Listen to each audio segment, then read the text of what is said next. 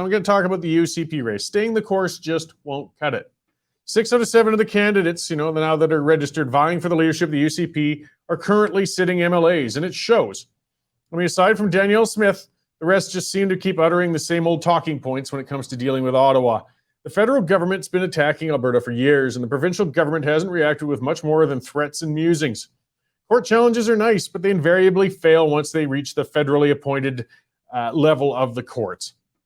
Referendums express our feelings, but they need to follow through with something with teeth. The silence from Kenney after the last fall's equalization referendum was deafening. The Fair Deal panel traveled to Alberta ostensibly to get feedback from citizens and propose ways to head off federal incursions into provincial jurisdiction. The panel issued a number of solid conclusions. Citizens said what they wanted.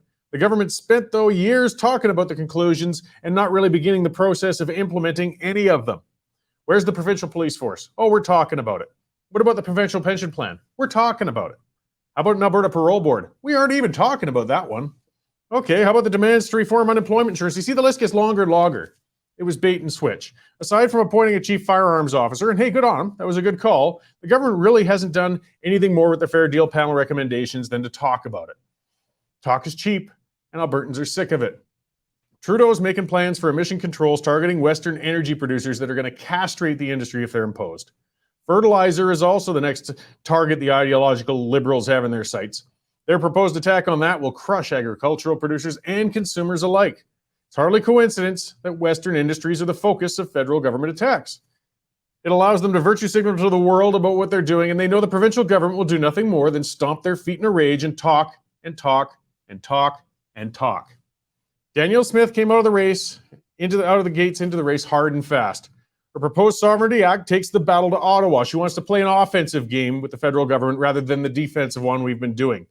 Her tactic appears to be working, as she's already sprung from being what was once considered not too long ago a spent force in politics to the presumed front runner in a race to become the next premier. Smith's identified where the UCP lost the faith of their membership, and she's making proposals to fill that hole. The establishment candidates first appeared to be in shock. At first, they let Smith lead every headline and own the discourse while they continued to issue mushy middle talking points on issues. I've interviewed nearly every candidate for the leadership now, and aside from Smith, they sound nearly indistinguishable from each other. Now, the establishment candidates are finally starting to realize they may have let the race get away from themselves.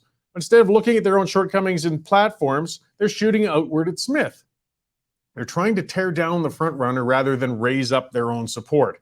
And this tactic is bad for the party, it's bad for the province, and it's not good for their campaigns. The establishment's saying the Sovereignty Act is not realistic and couldn't work. Okay, fair enough.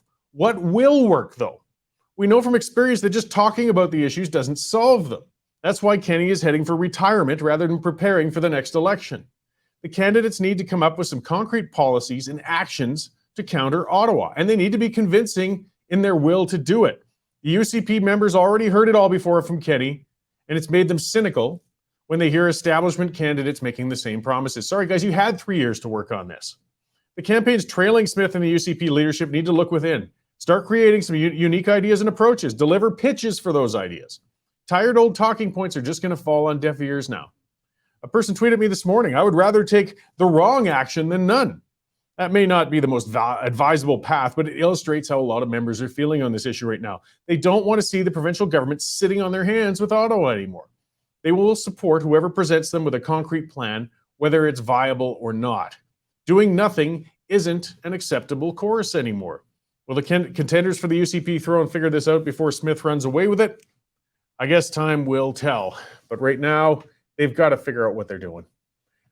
Okay, that's what's got me wound up this morning as I watched the politics unfolding. Like I said, it's not an endorsement for Smith. It's a kick in the butt for the ones running against her. Guys, you got to do better. Just shooting at her isn't enough, or she's going to win this hands down. So think a little harder, guys.